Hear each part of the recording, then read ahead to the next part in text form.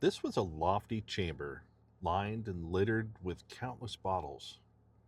Broad, low tables were scattered about, which bristled with retorts, test tubes, and little Bunsen lamps with their blue flickering flames.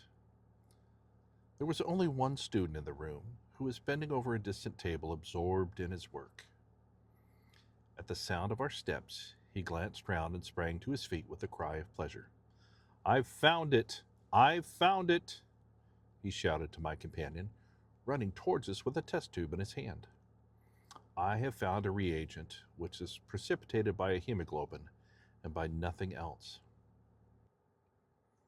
Had he discovered a gold mine, greater delight could not have been shown upon his features. "Dr. Watson, Mr. Sherlock Holmes," said Stanford, introducing us. "How are you?" he said cordially, gripping my hand with a strength for which I should have hardly given him credit. "You've been in Afghanistan, I perceive." "How on earth did you know that?" I asked in astonishment. "Never mind," he said, chuckling to himself.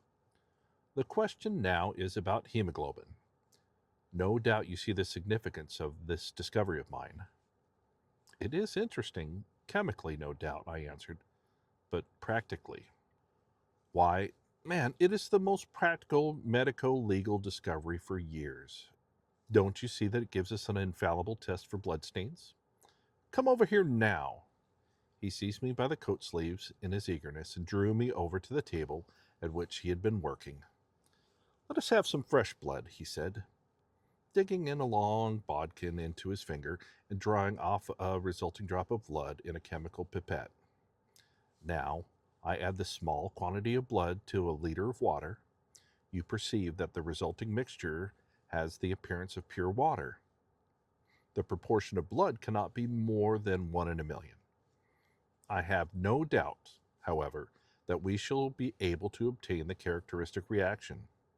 As he spoke, he threw into a vessel a few white crystals and then added some drops of a transparent fluid.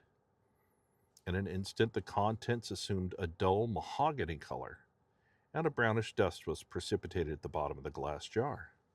"Ha ha!" he cried, clapping his hands and looking as delighted as a child with a new toy. "What do you think of that?" "It seems to be a very delicate test," I remarked.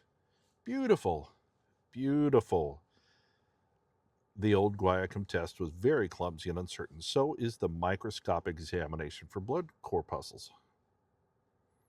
The